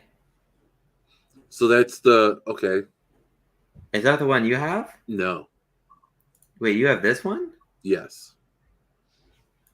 Okay, well then, don't we have this that. one, We Bryan? have, yeah. That's one you guys already Except have. I think the You guys knob. I have an think older. I think the knobs are on the side. You guys have an older version of that one. I think. There's no. I don't think the knobs are on the side. The hole's on the side, and you have this one, Shawn. Yeah, No, that's right. the holes are on the back. Oh, I thought the holes were on the side. No, Maybe the that- holes are in the back. I don't know. Maybe they are. It's been a minute since I've seen it. Yeah, it doesn't matter. Long story short, I got this one You got because that I'm one? dumb. Yeah. Yeah. I'm pretty sure that's Okay, the one so I have. Yeah. get excited, everyone. Lots more Your Paranormal stuff. Tonight we talked about all the fun stuff that makes up a paranormal trip. We elaborated on it for 2 hours. We had lots of laughs, lots of this and that, and we can't say better things about the Washoe Club, the Mackay Mansion, the Greenman Theater, and the Sallie House. There's some crazy stuff. We haven't even done all the evidence review. Maybe once we get things and put them together, we'll come back on and share our findings. And we're looking forward to potentially some investigations. We have 2 more at the end of the year. We're going back to All Glaze. And we're going back to the one of our favorite nunneries, and that'll be Your Paranormal's 50th investigation. We've been doing it for 4 years, which is why in the photo we were throwing up a 4. This is a group that is only 4 years old. We're doing cross-country trips. We will be successfully completing our 50th investigation by the end of the year. And we're just truly blessed. We're truly blessed to be such a good group of friends. And, you know, if you and your group are considering doing a big trip, you absolutely should. It 100%. doesn't have to even be big. It could just be something, you know, size doesn't matter. It's all about what you guys are comfortable with. Shawn's face is nuts. Shawn's face was literally disgusting. All right, Shawn, what else you got? What? I mean, you're right. Size doesn't matter. It doesn't matter the size of your team. It also doesn't matter on the equipment. You don't have to go and spend all the money on the equipment. We were talking about these direct links. Those are not inexpensive. You do not need to have that. You can simply use a hacked radio. There's also others out there that are not as pricey. You can go to ink boxes. You can go to all these others that you can get, and they all work off of radio waves, and they are all built by good, dependable equipment builders and ITC geniuses, really. So, guys, make sure that you don't have to. When you're getting a director, you don't have to go out and get a Zoom digital recorder. Get that $25 one. Who cares? Get the one as long as it records and you can listen to it live. That's all that matters. I keep one always in my glove box in my car, and that glove box, that one I keep in my glove box was literally $30, and I've captured the best EVPs on that digital recorder, and I have others that are more expensive, and still that cheap one is when I get the best stuff on. So guys, just make sure you stay within what's comfortable for you. We're not here to show off. We don't have to flex on our equipment or anything. The idea is to get this communication, to help bridge this communication gap between us and spirit, and for us to work together as a community. So I'll even take it one step further, Shawn. Like, you don't even need to investigate with gear at all. I mean, you can use like an audio recorder to record your experiences, but I mean, if you just truly want to go and immerse yourself in a location and you can record on your phone. I mean, just go and immerse yourself in the location. I mean, that's sometimes some of the best. I mean, if you've got all this fancy equipment and you remove some of that equipment, I mean, you're still trying to do connection. I mean, I'm going to Madison on the 6th, and usually we come with several cases worth of gear. I mean, I'm bringing a camera and some trigger objects in my fent box. That's all I'm bringing. So I've learned that less is more, man. I mean, you can if you're going to use a phone, I would suggest using an old phone. A lot of old Samsungs and old iPhones do have good recorders that you can use, and there are apps that you can get where you can play them back and even edit them if you want to use different things. You can do all that on airplane mode, so you can make sure you're not getting any false positives on any other device that you may be using. But you're right. 100%. You don't need to spend any money. You can go in there with a pad of paper and a pen, and just write down your experiences, write down what you feel, write down what you're thinking, and you'll notice a pattern as you do that too. So there's so many different 100%. ways to investigate. So it doesn't matter, man. You can go back to the old school ways as long as you clean up your mess, man. Put some of that freaking flour down on the ground. See if you get some footsteps, dude. Do those old school things. Try them out. Use a compass. There's so many different ways. There's so many different theories. So don't limit yourself. Always keep your mind open. Always be willing to try something new. I said 100%. Earlier that if someone starts using an app, I won't take that portion of the investigation seriously. That's gonna, honestly, in the long run, if I stay true to that, I'd be doing myself a true disservice, because who knows, something really, really crazy could come through still, because none of us really know how spirit works. So just make sure you're always keeping an open mind, always willing to learn from your peers. Don't let your head get too big, man, because that's, in this field, there's no need for it. It's about the spirits and us and the spirits, and there's egos do nothing but get in the way. You go in somewhere with a high ego, spirit's probably gonna be a little more reluctant. It's more standoffish. Exactly. You want to go there, you want to be open. So guys, I could go on and on about this stuff. This is the stuff that so but with that, guys, man, Brad, thank you for coming on. Thank you, Bryan, also for sharing this trip. I mean, you guys got to do a trip that most people dream of doing. And that is absolutely amazing. You guys got to do that. And that's why when Bryan's like, hey, you want to do the show? 100% yes. Because you guys literally got to go and create an experience that most people dream of. So it's awesome to hear about it. I hope that you guys do put together some clips and share them with us and come back on so we can actually try and experience what you guys did in a sort of way. Because I'll tell you what, I've been doing I've been in the paranormal for longer than a decade, and I've never gone on a paranormal tour. I've been to places in Arizona, like I've been to Vulture City in Arizona and a couple other places out west, but never have I gotten to drive out and stop at multiple locations. And that's just incredible. And thank you for sharing that. Absolutely. And Bravin, before we go, shout out your stuff, the tours that you do, everything, locations that you like. Boom. Yeah. So obviously, shout out to Adam Kimmel.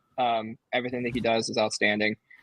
Big shout out to him for all the preservation that he does with Madison, with Fairfield, Indiana State, Billy Creek, and the locations that he's got that he partners with in Illinois, Pine Lawn. If you haven't gone there yet, definitely go.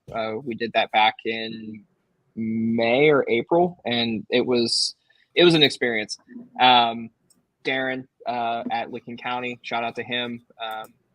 I know that Shawn, you love Darren, and he's a great guy. But shout out to all the locations that we went to, and everyone that's kind of been on this journey with me and kind of helped me grow. So Bryan, shout out to you, man.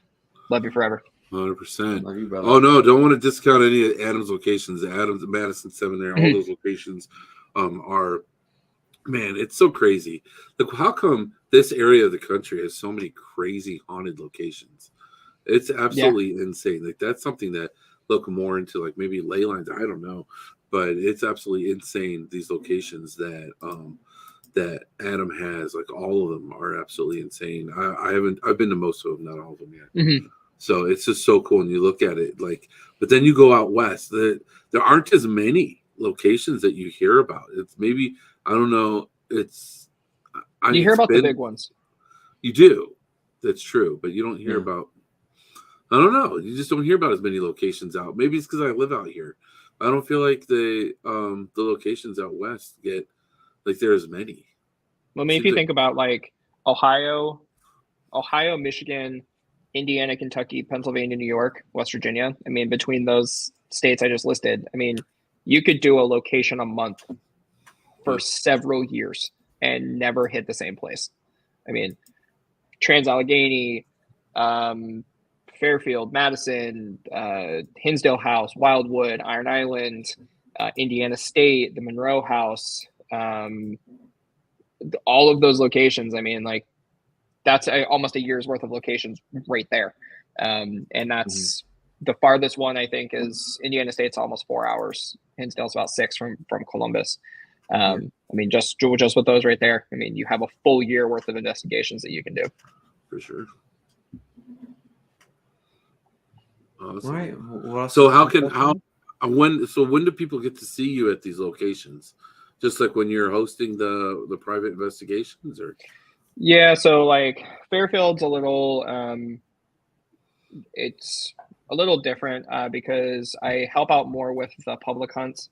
So occasionally we'll offer the ability for public hunts where you come in. We limit it to about, I think, 20 or 25. Adam and Addie, if you're watching or you watch this, please don't kill me. I don't remember what the number is, but it's a much smaller group. The cost is a little bit more, but we give you a tour. Usually I give the tour, give the history, go over the rules and everything, and then we'll break up into smaller groups and we'll run through a couple like 20-30 minute sessions showing everyone how to use the equipment if they want. And then we feed everyone, and then they have free room in the building until 3 a.m, where they can use any of the equipment that we have available for rent. That doesn't cost anything. We can investigate them if they want. So Fairfield's a little bit different. Public or flashlight tours are kind of the same way, but that's just all self-guided from 7 to midnight. I like to roam around and things like that. Licking is a little bit different. If you want me to host your overnight, when you reach out through the Facebook page and you're getting everything scheduled, you can request that I be your overnight host. I know Patience, who volunteers, and Christopher, who also they both volunteer at Fairfield. They're doing an investigation there on the 17th, and they specifically requested me to be there. So I'm excited to hang out with them and investigate Licking County. So as long as I'm not busy or I'm not at Fairfield, I try to help out there as much as I can. So love it. Yep. Right on. Awesome. So guys, there it is. Hopefully you guys will get to meet Bryan. He's a good guy, and a lot of fun. And hopefully everyone will get to meet him at these locations. So Bryan, come out and see us. Yeah. Bryan, do you have any house cleaning to do real quick before we go? Or? No, I'm just excited for the next one. We'll let you know and give you all those updates. But like I just said, Bryan, it's a pleasure. Time is the most valuable resource. Appreciate you spending these 2 hours with us, sharing these experiences. Sure. And I have the outro ready whenever you're ready, Shawn. Right on. So real quick, I do want to do a little bit of a thing here. I don't know if a lot of people know this. I do work closely with Underground Paranormal Network. Bryan has brought up a couple of the locations that we work with. Such as Oglaze Village. Any of these locations here, Middle Point School, that's a great one. 100%. The Broadwell, I haven't been there, but I hear amazing stories out of there. The jail, guys, all these locations are available to investigate. If you don't know how to reach out to the Underground Paranormal Network, if you're not connected with them on Facebook, feel free to reach out to me. I'll get you connected, and we'll get you in there. There's great package deals that you can work with, and we're here to work with you. So let us know. It's all for Underground Paranormal Network. They save these locations as well. Like the Middle Point School, that place is being used for just storage until Austin came and started doing the investigations and the events there. And now they're able to do more repairs and do more with that building. So it's very important to keep up. It's same with, as Bryan was saying, with the locations he works with, us going in there as investigators, these locations that we work with, the money goes back into the building, guys.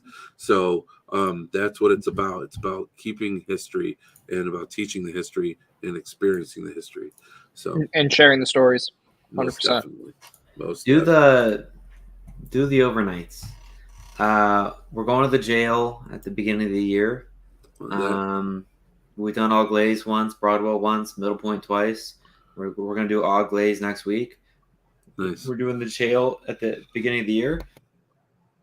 You got to do the overnights. I'm telling you. Doesn't It matter makes what it worth overnights, and see, and obviously they took advantage of the package discounts as well. So that's the way to do it. Yep.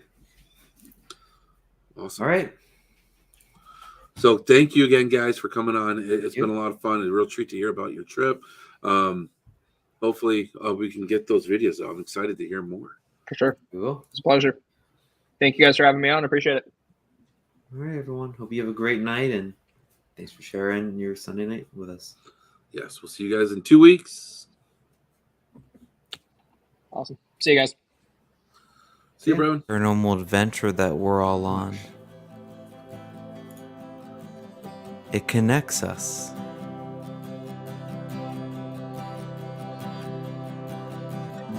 This is our paranormal community. This is our paranormal podcast with your founder and co-host, Shawn Gilmore. He's worked in the paranormal field for over a decade. He was featured on the TV show Paranormal Survivor that airs on Travel Channel, and his passion is creating para-unity. With your co-host, Bryan Mersol. He's worked in the paranormal field for 10 years. He leads Your Paranormal. His passion is helping people start their paranormal adventure or grow their existing one. This is our paranormal adventure. This is our paranormal community. This is our paranormal podcast. It's about supporting. It's about making para-unity a real thing, because we all need to support each other within our community. And that's what the show has always been about.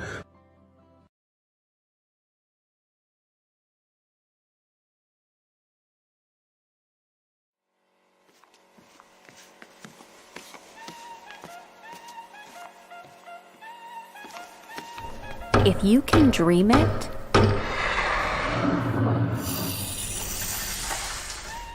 you can stream it. With a full production studio at your fingertips. Presto! Watch me how I do it now. Presto! Presto! Connect up to 9 iOS devices and edit live. Presto! With multiple camera angles and professional graphics. Got all eyes on me, everybody talking whoa. Cause everything I do, I got them saying whoa. Interact with your viewers and show live comments. And invite remote guests from all over the world. Spinning around, dropping it low. Ooh la la, ooh la, ta-da, presto. Here's what I got, ready or not. Share it everywhere. How I do it now. Presto! That's how I do it. Presto! Even sell live. Shopify users can integrate their collections and use Carter to sell products during their Facebook Lives. I make it look so easy just like that, presto. I got you buzzing, feeling this and saying whoa. All on iPhones and iPads. Presto. Try your free trial at switcherstudio.com today.